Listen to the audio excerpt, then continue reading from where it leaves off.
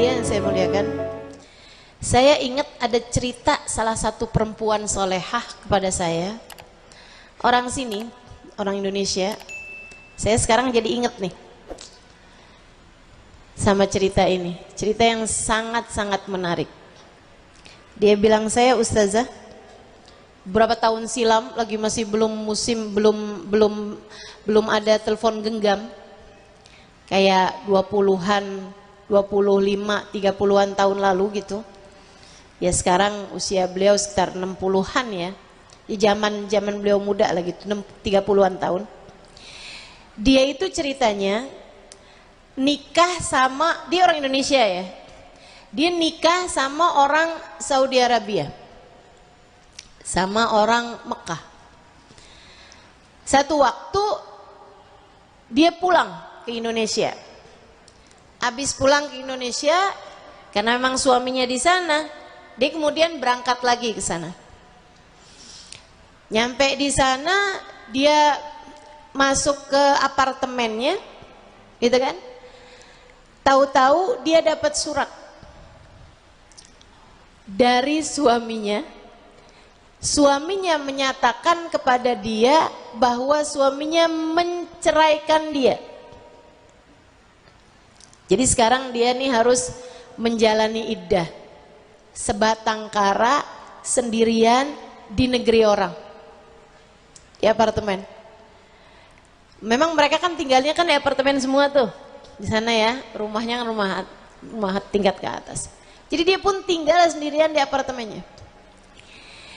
Itu teman-teman saya sekalian, mungkin nih si mantan suaminya mengira bahwa dia pulang kali gitu. Dan keluarganya nyangkain kan dia udah sama suaminya di Mekah. Jadi ini sama-sama nggak ada yang cari tahu keadaan dia juga gitu. Dia bilang, dan ustazah, saya nggak punya uang, saya nggak punya apa-apa, dan saya sekarang mesti jalanin iddah untuk tidak keluar rumah. Saya tahu saya sekarang adalah seorang janda, diceraikan oleh suami saya, dan saya sekarang sendirian di negeri orang. Dia bilang, saya sempat galau, nangis-nangis, tapi habis itu saya mikir, ya Allah, orang bisa meninggalkan saya, tapi saya tahu Engkau tak akan pernah meninggalkan saya. Orang tua saya nggak tahu saya sekarang ada di mana. Mereka, keluarga saya di Indonesia, nyangkain saya bersama suami saya. Suami saya mantan ya, dia nyangkain saya pulang kembali ke negeri saya. Dia bilang, sekarang ini saya sendirian, akan tetapi saya tahu ya Allah, Engkau tahu keberadaan saya. Ibu-ibu sekalian, dia sehari, 2 hari, makanan yang dia punya habis. Dia udah sempat beli gitu ya, dengan sisa uang yang dia punya, terus habis itu habis. Hari besoknya, itu dia udah bener-bener nggak punya makanan, nggak punya apa-apa. Dan dia tahu orang iddah harus ada di dalam rumah. Jadi dia pun sendirian. Apa yang dia lakukan? Dia munajat sama Allah Subhanahu wa taala, ya Allah, ya Allah.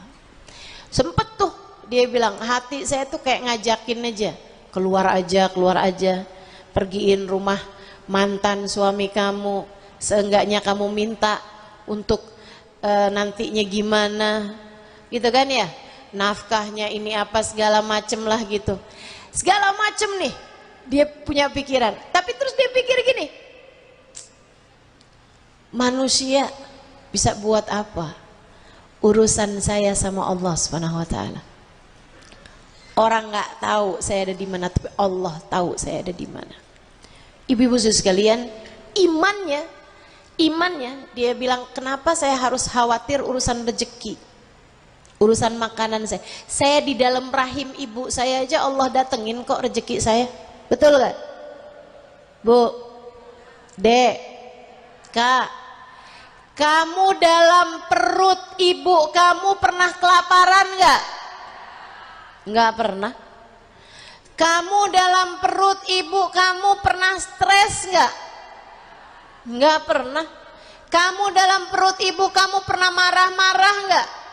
Urusan duit, urusan rezeki, nggak pernah. Allah sampaikan rezeki kepadamu sedangkan kamu berada dalam rahim ibumu. Sekarang kamu udah ada di atas muka bumi, kamu pikir rezekimu pindah gitu sumbernya, nggak lagi dari Allah Subhanahu Wa Taala? Nggak pernah dek, nggak pernah, nggak pernah bu. Rezekimu dari Allah, dari Allah.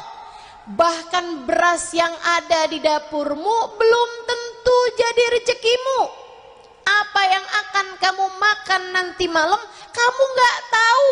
Apa yang akan kamu makan nanti siang kamu nggak tahu. Allah tahu. Maka kata para ulama, jika bahkan kamu nggak tahu alamat rezekimu, tenang aja, rezekimu tahu alamatmu. Gak akan pernah tertukar, tidak akan pernah salah alamat, tidak akan pernah nyasar. Yang jadi rezekimu pasti akan sampai kepadamu.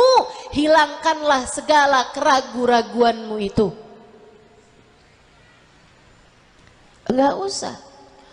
Tapi ustazah, bukannya selama ini nafkah itu wajib bagi suami? Suamimu bisa jadi adalah jalan rezekimu, tapi bisa jadi juga enggak. Teman-teman sekalian, kamu di majelis kadang dapat rezekinya dari majelis, ada dikasih kue, ya kan ya. Kadang-kadang juga kamu nggak ada rezeki juga dari majelis, karena memang nggak pernah tahu, nggak kebagian barangkali itu kan ceritanya. Sehingga sekalian saya muliakan, dan kadang-kadang nih ya, kadang-kadang di majelis pas ada dibagiin makanan tuh, kamu liatin tuh, ih kroket, kamu seneng banget tuh ceritanya, pastel, donat, akhirnya kamu ambil, kamu masukin ke tas, kamu pikir itu rezeki kamu, tahu-tahu lupa, inget-inget baru 3 hari kemudian, pas mau pergi ke pengajian, buka tas kok bau gitu. Masya Allah. Pernah begitu? Oh berarti ini nih yang tukang ambil makanan. Masya Allah, Masya Allah. Itu tuh bu tuh. Kalau bukan rezekimu nggak bakalan bisa sampai ke dalam perutmu, nggak bisa. Mau udah ada di tanganmu, mau udah ada di tas kamu, kalau udah bukan rezeki kamu nggak akan pernah bisa sampai padamu. Ini yang difahami nih sama teman saya yang cerita ini. Dia bilang, saya pun mulai, saya bilang, ya Allah, ya Allah, ya Allah, saya zikir, saya sholawatan, saya sibuk-sibuk sendiri aja, saya bersih-bersihin apartemen saya mandi, udah saya kerjain aja apa yang mesti saya kerjain. Dia bilang sampai waktu makan siang saya nggak punya makanan apa-apa. Mulai ini kalau orang hatinya nggak kuat-kuat imannya nih, udah kabur nih ya, udah bakalan nyari apa atau bahkan ngemis.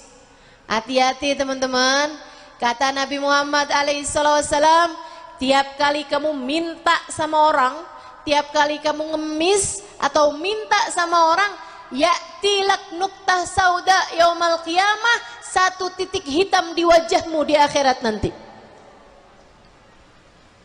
Tiap kali minta, tiap kali 1 titik hitam. Gimana kalau orangnya tukang mintaan? Gimana kalau emang selamitan? Gimana kalau kerjaannya suka nadahin tangan di bawah?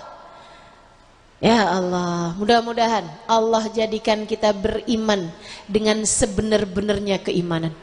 Teman-teman saya sekalian, akhirnya dia pun tungguin aja rezeki dari Allah Subhanahu Wa Taala. Bener dong. Nggak lama kemudian ada yang ketuk pintu. Dia ngintip dari, ada tuh biasanya kalau di apartemen atau hotel suka ada lobang, bisa ya. Itu dari dalam bisa ngelihat yang di luar nggak bisa ngelihat yang di dalam. Jadi dia bisa ngelihat dari lubang tersebut, ternyata seorang laki-laki. Dia nggak mau dong bukain.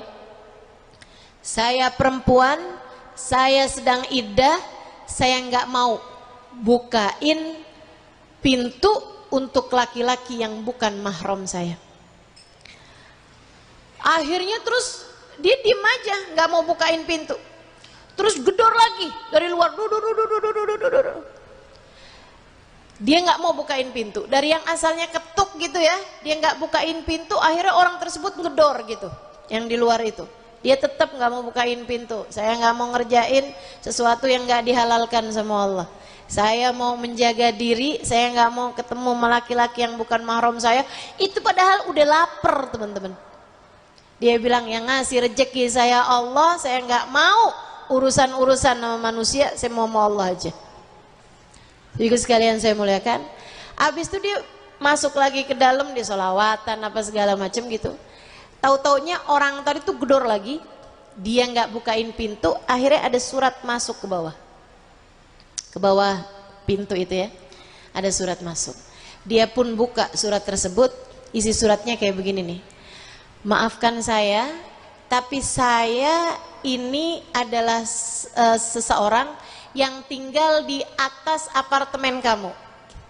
Dia bilang saya beberapa waktu yang lalu bernadar, kalau urusan saya yang ini tuh bagus, berhasil gitu ya, dia ada satu project atau apa gitu, dia bilang kalau urusan saya ini berhasil, saya akan ngasih orang di bawah apartemen saya senilai sekian juta gitu.